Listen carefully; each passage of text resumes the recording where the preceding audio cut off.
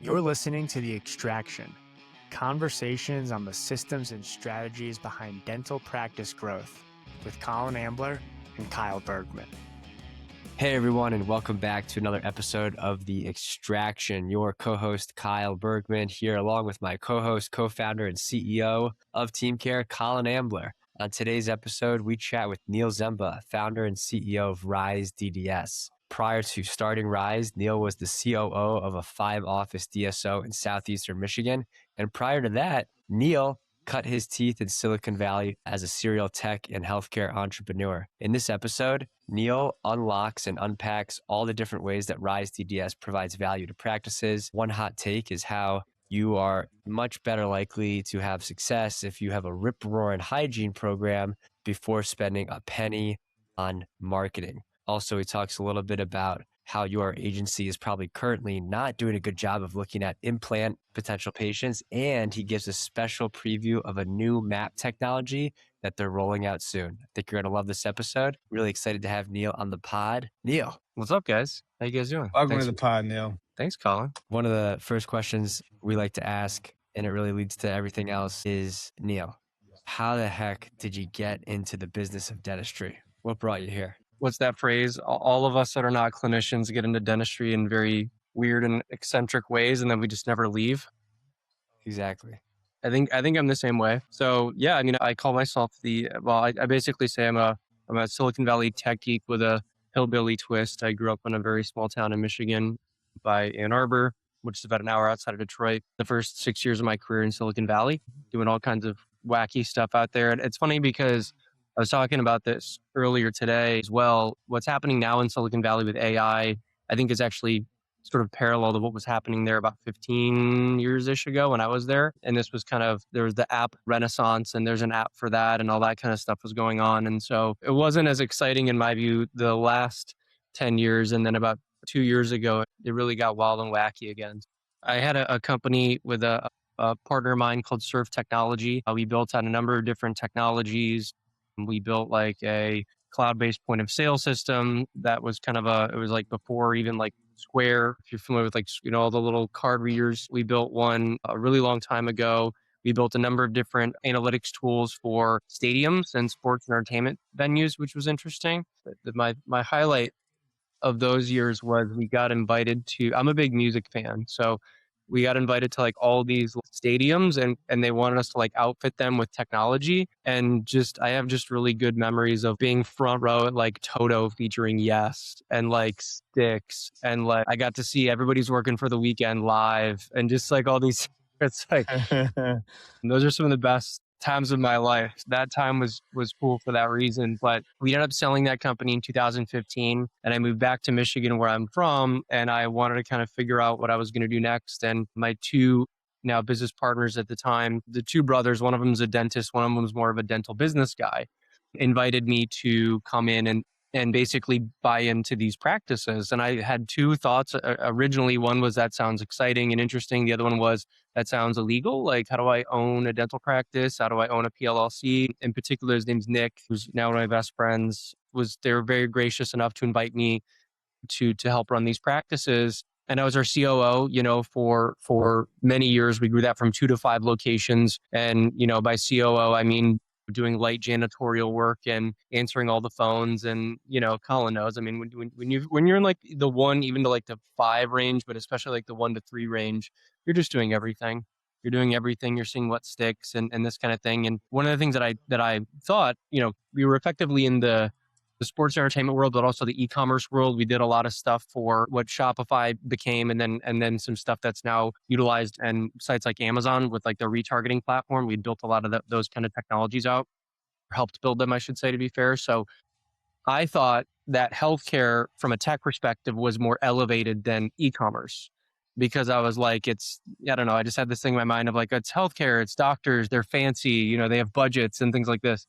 And then I get in there and I was like, whoa, like, these softwares look like DOS systems from like the 80s. Like, I'm not going to name names, but I think we all know what we're talking about. It servers. And it was just really, so I had this kind of like I just wanted to be useful. I wanted to come in and I wanted to be a good partner. And so I was a bit self-conscious because I didn't know much about dentistry on the clinical side. And so I came in and I realized pretty early on, I got excited because I was like, okay, I think that there's opportunity here to build really cool systems out. And that's kind of how that was the spark, if you will, as to why we originally started Rise. What was first system that you started to like get into with that?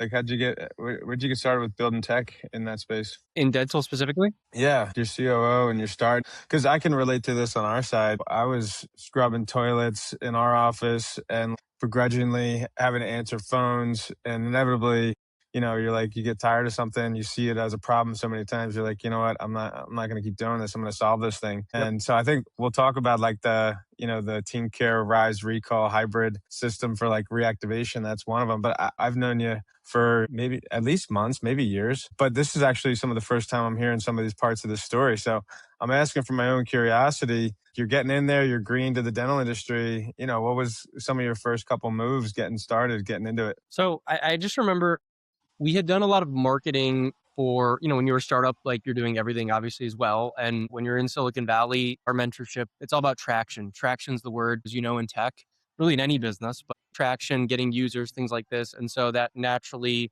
I was really interested in marketing for that reason. And then when I got into dentistry, I started really kind of thinking about marketing in a different way. I think that it was one thing that I just noticed. One of my mentors would always beat the drum of sales solves all problems, like sales, sales, sales. And then I got into healthcare and I realized sales is kind of a dirty word. It's kind of taboo.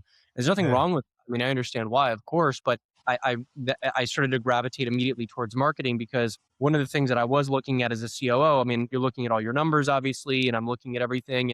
And then whenever we're having, leadership level discussions, it's always about, how do we increase production? What do we do? And so what I noticed really early on that I kind of attached to in my mind was we were always talking about, like, the conversation would always go clinical, like sooner rather than later. Like no matter what the topic was, it would always go clinical, or it would always kind of go to this place. And I just kept thinking, like, from an outsider, I was like, am I crazy here? Or why don't we talk about more new patients too? Or at least filling the schedule, like new patients, existing patients, filling the schedule. It was more about not even presenting treatment. It was even more, like, I would argue, more impractical than that, the conversations that we were having. And to this day, I still see this. There's this kind of like just Is lack that of, like hey, we got to push more fluoride, or hey, we got to diagnose this more, that yeah, kind of stuff? yeah, pretty much. Or it's, or even more so like, oh, you know what? I think we have to, we have to introduce clear liners. Like that's the Yeah. problem. We don't have clear liners. And I'm like, well, does that even make sense for our market? Or are we sure about that? Or, our schedule's like half full right now. So I think there's this, and I started going to dental conferences too. And I really picked up on this, which is the salespeople. And I'm not even like poo-pooing this. I'm just saying, like, it's just something I noticed to this day. Salespeople will say things like, hey, if you buy this cone beam machine, right, the patients are just going to flood in. You buy Yeah. this thing, I'm blaming them for doing, Totally. not equal. It is what it is. But I'm just like, that's not how anything works. My favorite one now is like, they're like, when you go into like painless laser dentistry, but they just, at least, a couple years ago up until now, they call it laser dentistry. And it always like blows my mind because they're like, buy this really expensive laser and then patients are just going to come Yeah. in. First of all, that sounds like a weapon. Like, I don't And like, Dennis I know it's like the Death Star from Star Wars, like coming in. It's like, I'm like, what that. patient wants that? So I think what I learned really quickly was there's value to being an outsider in that sense, because being smart from a technical perspective is all well and good, but I actually think that our value as non-clinicians is to come in and kind of think like a caveman sometimes. It's like, or thinking like a patient. Yeah. What do I want to see? And so I say all that because I started charting this out. Like I started like really, really getting obsessed with the data, and I started playing with and modeling. I know, like Colin, as you do, and you and Sharon in your office, it's like, okay, what would happen if I, not even got 30% more new patients, but what would happen if I filled my schedule 10% more? And the numbers look incredible. And also just kind of thinking about, the case acceptance funnel really as a conveyor belt, the conveyor belt that it is, where you have a river, a stream, and you have, you have to have a really full schedule and you have to present treatment effectively, of course. But I can tell you, now a decade later, that the problem really wasn't 99 times out of 100. The problem is not necessarily that you're not adding another modality or treatment or something like that. It's really Right. more. It's more like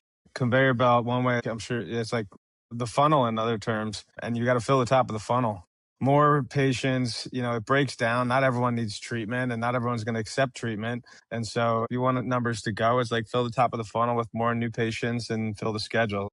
I think that what you came to is so common of like a lot of the success stories out there where it's like you probably had some kind of like clinician plus like business person like combo that made it work. I feel like when there's always a heavy weighted, one way, it's like just the business people get involved. You just drive out, like stamp out patient care. Yeah. Yeah. And then when the clinicians are doing it, like they end up finding lasers, new treatments. And so it's like, I think that Sharon and I had success. There's a lot of like people out there, like maybe have a similar path of like this team effort that met in the middle with compromise between the business and the clinical and like a happy middle ground. So I guess fast forward, because I know that you have Rise DDS and we've worked together with our platforms and system integrations in like a lot of existing ways and a lot of new exciting ways. But one thing that I am curious about myself is I think from word on the street and people that I hear in the industry, clients, customers of yours, they've done digital marketing with other people and then they've done it with Rise. And when they do digital marketing with Rise, it's just outright better. It performs better. They get better results. And so I'm not going to ask you to tell me all your secret sauce, but maybe give me an idea of like, what have you done? What's the magic there that Rise just outperforms everyone else that maybe is just shoving ads into the marketplace? Sure. Well, we're trying, man. I'll tell you that. That's the problem that we really love to just continue to chew away at, and it's a deceptively complicated problem we found because really the problem of like attribution. And so just to be honest, I mean, I felt the frustration that I think a lot of owners feel, where I just got really pissed off with my marketing companies. To be honest, get these reports and they sit you down every month, and the reports are really fancy and colorful, and there's big numbers and whatever. But I realized very early on that their definition of success was very different than mine as an owner. And so they come to you every month and they're like, hey, you got all these clicks and all these impressions and all these conversions and all these calls. But I realized very early on that these are all, if you want to get, mathematical about it or scientific about it, these are quantitative metrics. These are not qualitative metrics. And they're really easy to rig them and game them. And I'm not saying, I think there's a lot of great marketers out there, but I also think that they're being given the wrong tools. And one of the big assumptions that I made, especially coming from tech, is I'm like, well, if I'm hiring this, really savvy Google Ads person and, they're running Google Ads, I'm like, Google Ads is a $1 trillion company. Like, of course, they must have fancy technology to attribute success. And they don't. That's the big secret here. The emperor has no clothes. They really don't. And so the marketers themselves are getting bad data, and then you have garbage in, garbage out. And by bad data specifically, I mean, you get impressions, clicks, conversions, even phone calls, right? I think a lot of people listening to this, if you're an owner or you deal with marketing companies, you probably can relate to a marketing company comes to you and they say, oh, we got you all these calls this month. Like, aren't you happy? And you're like, you got me a lot of Medicaid calls or a lot of calls from like 2 cities over or something like that. And they literally don't know that. They don't understand it. So then you start to kind of get further and further down what we call the funnel in marketing land. So from, impressions down to who actually calls and then qualifying the patients that are actually calling. And so at Rise, we basically have taken it all the way down. We finally figured out the technology now exists to take things all the way down. So, and by all the way down, and you can actually with Rise attribute to the dollar how much money every single ad is making. And you can Right. attach other So like net promoter score and those kinds of things. It doesn't have to be dollars, but dollars is my favorite thing to measure. of course. So, I mean, I think the way I understand that and like kind of regurgitate it is like, a lot of marketing companies are going to run ads for you and they're going to bring in the colorful reports about clicks and impressions. And those could be really big numbers. But there's in dental, like you said, there's this archaic technology world and the Google ads doesn't connect to that. And so if you want to know how your ads are performing, I think you were probably one of the first marketing companies to actually connect into the dental PMS software, right? Like that is where the data lives about a person that came from marketing and then came into your practice and like how much did they spend, right? Like Google doesn't know how much that patient is doing treatment-wise in your office. Like you would quantify a patient's, return by how much treatment did they do, how much crowns, how much filling, how much root canal, how much collective production did they generate. And that's how I think you became such a differentiator in the market. Is a lot of people were just showing up with impressions. And then you were one of the first guys to say, no, like if I'm paying $5,000 worth of ad spend, I want to know how much those exact patients, those impressions, those clicks, those qualified leads, those phone calls, how much are those people actually coming through the office and generating an actual production dollar? And I think you guys started to optimize on that, right? Where everyone else is saying, hey, we got you all these calls. And yeah, there's junk, there's Medicaid, there's crap in there. Correct me if I'm wrong, if I'm understanding this, it's like you guys started to get really scientific with refining that marketing approach so that you're targeting the best people that give the highest return on investment, dollar for dollar, ad spend versus production dollars gained in the practice. Is that right? Yeah, that's exactly it. I mean, basically, I think everybody assumes, myself included, that Google can give you this data and Meta can give you this data. These are big fancy tech companies, but they can't. So Rise is basically an extra layer that sits on top of Google, Meta, Facebook, Instagram, everything, including things like print. It doesn't have to be digital, by the way. That's the really cool thing as well. It could be radio, billboards, all this stuff. So you can put all of your marketing together, and it basically acts as like a chief marketing officer or CMO in software form. And so it literally just tells you like what to spend money on, like what's making money, what doesn't. And then when you cut out the stuff that doesn't work and then reinvest in the stuff that does work, that's when your new patient volume actually explodes. That's what we've all wanted. So basically is a layer that sits on top of Google, for example, and kind of makes Google speak dentistry. And the reason why it does it now, just to clarify that, because I think a lot of people, I talk to dentists about this all the time. And this took me a long time to figure out too. It's kind of a misnomer where it's like, Google ads have to work for like every type of business, from book clubs to restaurants. Everything has Google reviews. You can run Google ads for pretty much everything. And so because of that, Google does not speak dental. And it's the same exact thing kind of that's happening with AI right now. Like a big buzzword is like AIO or AI SEO. People are starting to search for dentistry related terms on ChatGPT and things like that.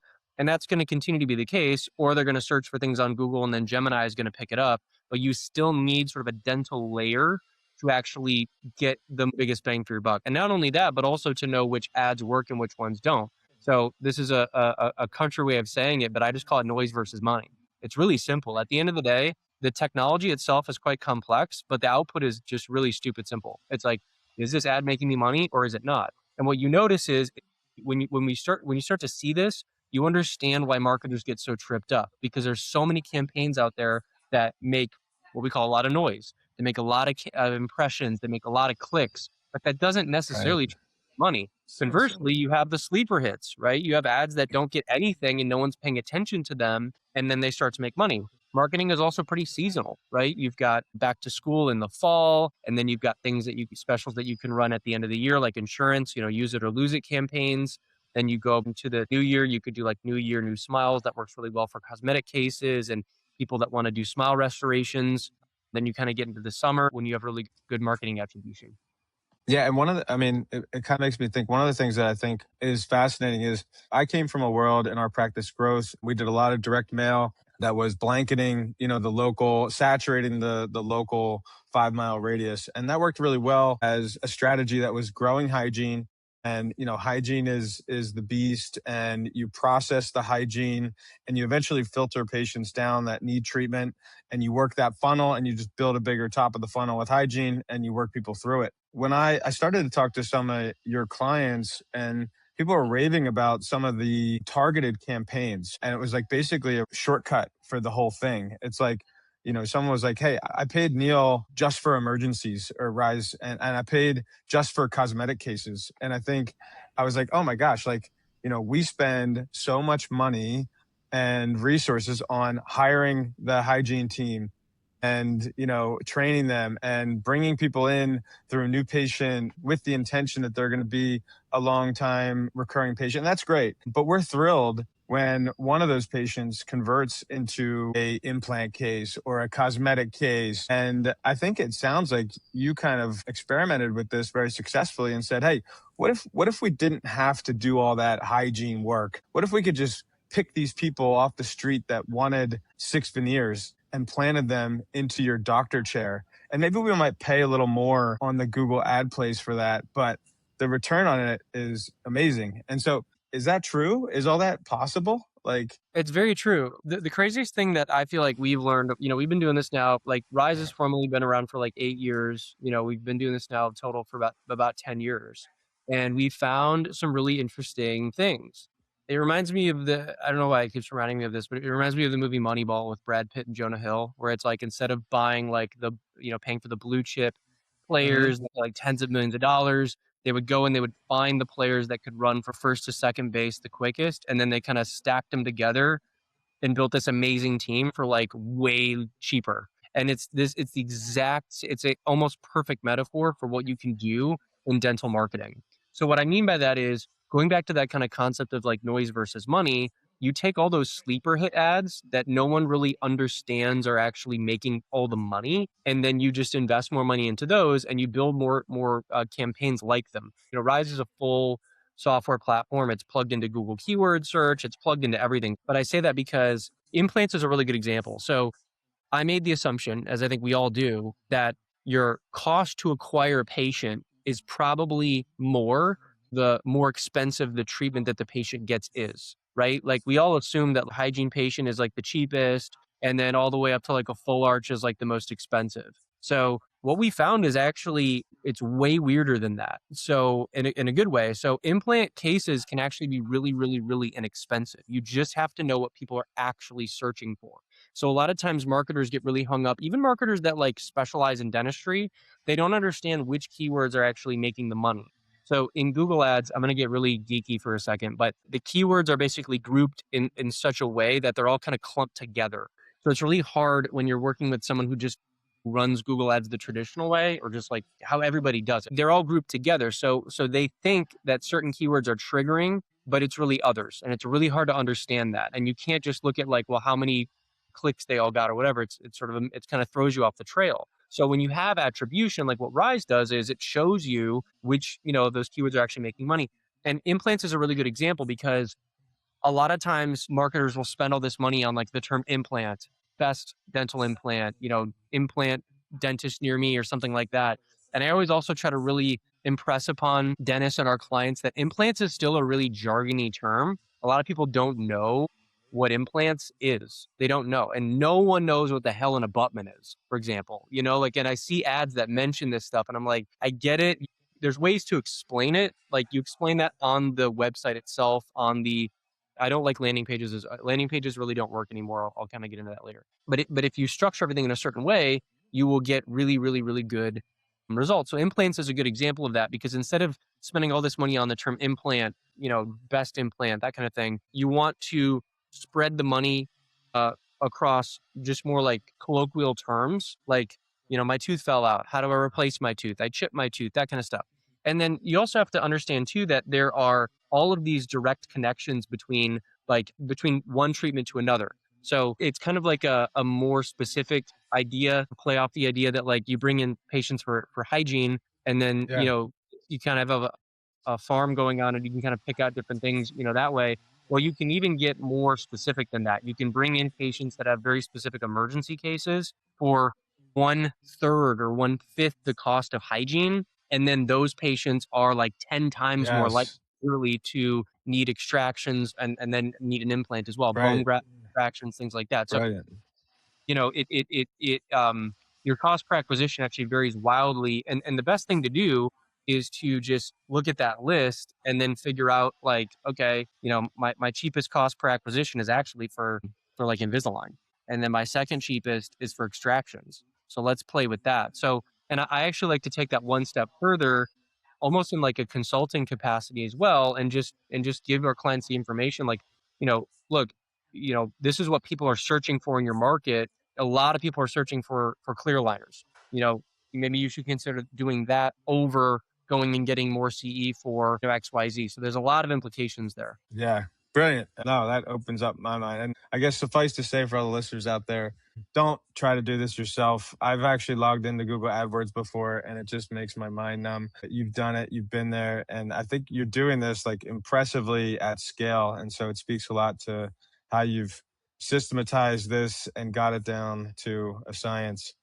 Now, I'm very passionate about what you just said too, because I agree with you. But I agree with you that it's very difficult nowadays for practices to run their own ads. Even with all the software that's out there, you really need something very specific for Google Ads, and it's worth it. I mean, if you can go from making 1 to 2x a month to 5, 8, 9, 10x a month for with a little piece of software. But here's what I'll say, because I mean, it's incredible. Like you're literally showing people, if I put $1 in, how many dollars do I get out? And people can start with a low budget, a high budget, and just the data doesn't lie. I mean, I've seen it really, it's extremely compelling. It's extremely impressive what you've done. Well, I just want to say too, like I'm frugal as hell. I'm very cheap. Okay. So I never like to tell clients even like, oh, you need this thing. There's a lot of free things too that clients can do. And I'm very passionate about that. It's one of the reasons you came out and started to kind of like commercialize the Rise Recall product. And we've partnered on that. And I think it comes from this concept where you're talking about of being a little frugal, where it's like, hey, I don't need to have all this spend for new patients. How about all these patients I have in my practice management software? Like, how about you help me hustle that list and bring those people back into my office? And we have raving clients that you're servicing on that front too. And I think you're even kind of using all the background concepts of, hey, let's call them for this, but it's really an indicator that they're going to need that, which is a high ticket item. And you've kind of coined this weighted hygiene concept where you're using our list and our filter tools to not just call the healthy people, but call the people that are most likely to accept treatment so that doctors are getting the best return on the money they're putting into the service. Like, I think it's brilliant. The other big like aha moment that we had, to your point, is realizing that as much as we love new patients, the cheapest new patient is always going to be an existing patient. So in my mind, I always thought that the cap for some reason was much lower in terms of like how much treatment a given existing patient might need. When I really looked at the numbers with our practices and then our clients' practices, I mean, we have a ton of data now. I think we're working with like maybe 2,000 locations across the country, and we get all this amazing data. And so we look at this, and what we found was it is across the board a better idea to just have a rip-roaring hygiene recall program than even invest any money in marketing. So for new clients that come on, we actually recommend that we start them with Rise Recall first, even before we ramp up marketing, because there's some interesting stats for you. So the average practice that we talk to is only making about 350 hygiene recall attempts a month on average. That's really low, and they don't understand how low that is. If an office has a hygiene list of at least 1,000 to 1,500, they should really be cycling through at least half that list per month. And again, as you know, you don't have to schedule them that month, right? I mean, it depends on how you just working the list. And then, to your point with you guys, which say as an aside that, we had been really struggling with a partner for years to help us connect to patient management systems in a accurate way. And so when you're trying to solve problems like this, you have to be super, super accurate, and the data has to be accurate. And so TeamCare is allowed us to do that. You're the only ones that we've ever worked with that has gotten us accurate data, consistent, effectively real time with the vast majority of patient management systems. It's amazing. So that's allowed us to, get these incredible results. And with Hygiene Rise Recall, fill up the schedule, not only with hygiene patients, but with patients with all kinds of outstanding treatment. So our favorite thing to do, to your point, weighted hygiene, is the concept of we're calling patients almost, it's almost, so you can think about it like we're calling patients on your outstanding treatment list, but we're getting them in when they have a hygiene, because statistically they're much more likely to actually get there. And we found that they're 7 times more likely to accept their treatment when they're physically in the office. It's way easier to get them to 100%. Accept over the phone. It's a tough sell, as you know. Tough sell. All right. Well, we're at the Grammys right now and the music is starting to play. We're getting pulled off the stage, but I don't care. I want to hear you talk about one. I know you have a really exciting new product either coming out or it's starting to be soft launched. Tell me in 1 or 2 minutes or less about what your vision is of your community maps and how it affects doctors and the rest of the dental world. Yeah, so Rise Maps is our favorite thing that we've probably ever developed. So Rise Maps, basically, if people are familiar with like Buxton or Dentographics or something like that, it's kind of taking that concept, but to the next level. So essentially, what Rise Maps does is it creates this beautiful, magical map. Rise already knows your location. It will, we know if you come on as a client, that is, right, we'll have all this information. We'll get the location, we get all of the treatments that you offer, your hours, your insurances that you accept, and we plug it all into this map.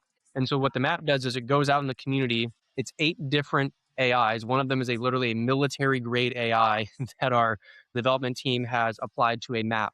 So if you picture, it looks like Apple Maps or Google Maps or something like that. And within a drivable radius, it maps out all of the really important and critical things in your community and so much more. Who has Medicare, household income, households with kids. It scans the websites of all of the other practices in town, all of their social media, all their Google business profile, and it creates this beautiful map of what's going on in your community. And then it also plugs into Google keyword search and meta keyword search. And that's what we call the demand section. What's the demand, how many people are searching for, what kind of treatments are people searching for in the community?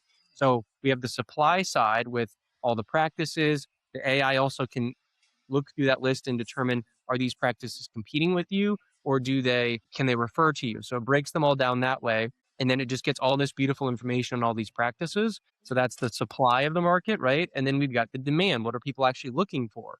And that, in a nutshell, is marketing, right? I mean, that's, thanks to TeamCare, we further go in what we call patient maps. So we take that community map, plug it into their patient management system, and then put heat maps where all their new patients are, the patients that have spent the most money over the years, the patients that are most loyal. And we can look at literally down to the house and the neighborhoods, where do these patients live?